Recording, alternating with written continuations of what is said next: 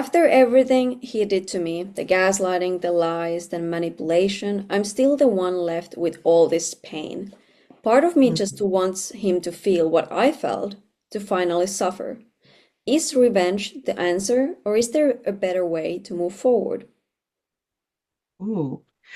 I think the best revenge is a great life. Mm.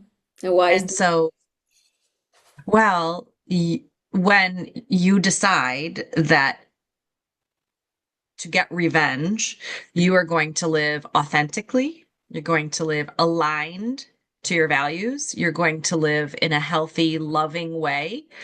That is the best life because unfortunately, a narcissist will never attain that. So, in a way, you won. You're doing better. Your better life, your more fulfilling life, more loving life is the best revenge. Makes sense, but why does then revenge feel so tempting to so many people who have been Yeah.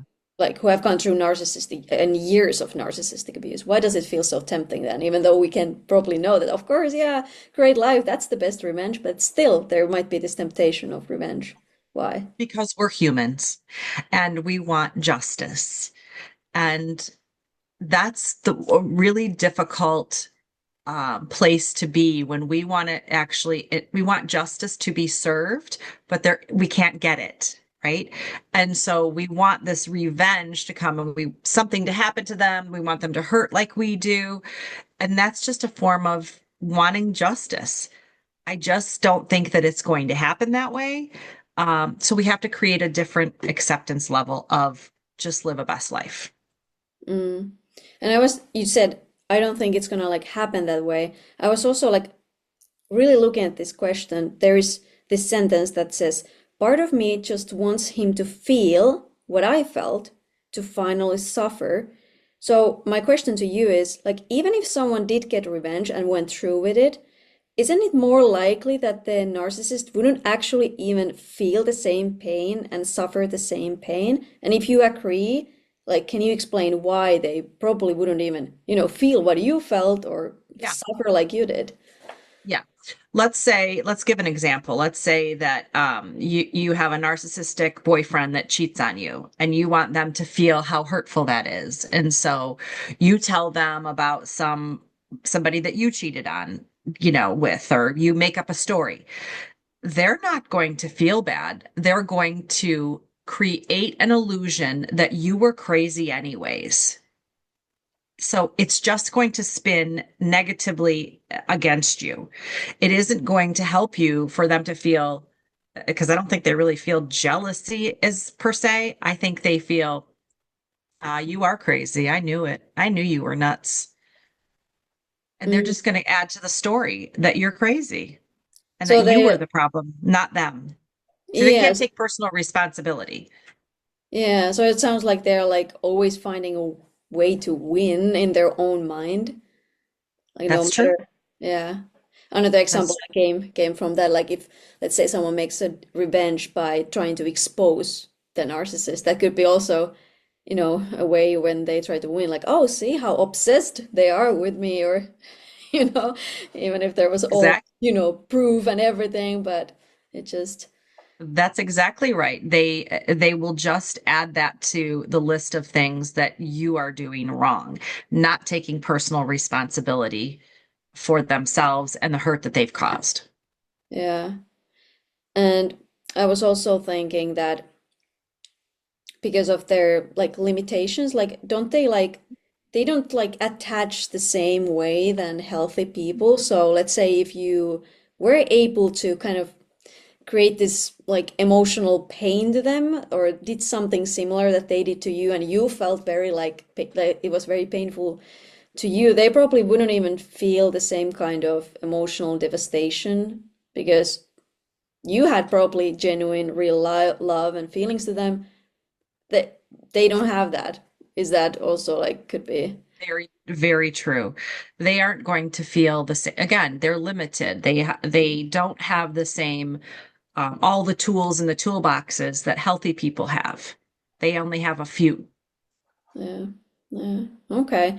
Also, Mm, my next question or follow-up question, like tied to this this question, is like, uh, can you talk about like like is holding on to the desire for revenge, like how is it actually doing more harm to you than good?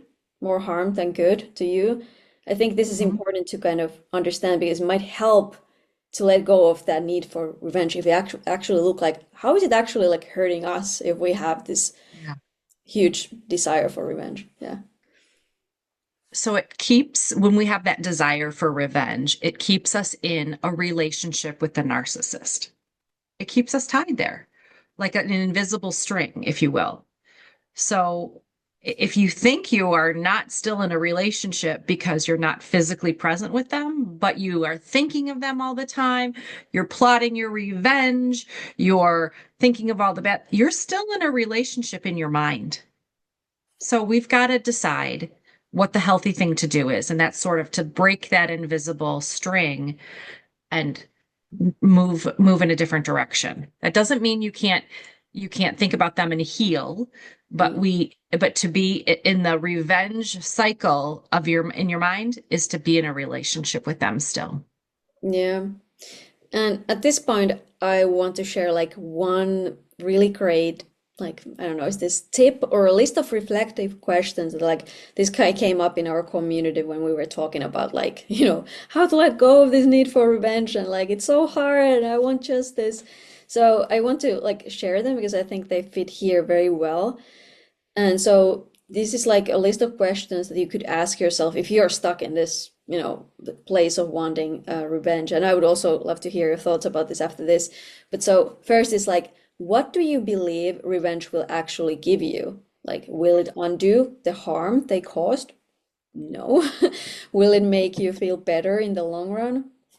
Hmm. And or will it keep you emotionally tied to them? So just like you say, it's just strengthening the invisible, Hmm. line or like, yeah. Then the next question is, how much time and energy have you already lost to this person? Mm. Do you want to give them even more of your headspace? Or if you focus on revenge, are you just prolonging their control over your emotions? And then third one is, if I was able to go through with revenge, what happens next? Will it give you the closure you're looking for, or will you just feel empty afterward? And will it make you look like the bad guy? And could it even backfire and give them more power over you? The fourth one is this thought of revenge distracting me from my actual healing? Instead of thinking about them, what could you be doing for yourself right now? Wouldn't it be more powerful to focus on moving forward? And then the last one, is there a better way to make them truly irrelevant in your life? Is living well and becoming untouchable to them the best kind of revenge? Like we talked about and you brought up, how can I channel my anger into something that benefits me instead of hurts me? So I think Mhm. those were all the questions. And I think if someone really goes them through, it, might help to let go of the revenge because I agree. I like those follow-up questions. I think those are all very, very relevant and important to consider. yeah. And so also you said that, okay, well, the better way to move forward would be to live a healthy, happy, and authentic life. Is there someone who now listens to this and is really like, wanting their revenge? Can you give one thing that after listening to this, they can go do today or this week that could like take this one little tiny step towards like letting go of the revenge and, really starting to like the healthy, live healthily and authentically instead? So, a couple of things. Um, I think a healthy thing to do would be to set some boundaries. That might be that we block them on social media. That might be we block them on our phone. It might be that we decide to not drive by their house anymore. We eliminate them from our life in a lot of ways. If we could set a boundary, that's kind of with ourselves. We have to have the discipline to do those things. But if we did, that's a pretty healthy decision to make. And I really want people to consider that when we're in a relationship where we just want revenge, that that looks very addicted in a way. It looks like you're seeking and you want to make it better in some way. You're addicted to the idea of the drama.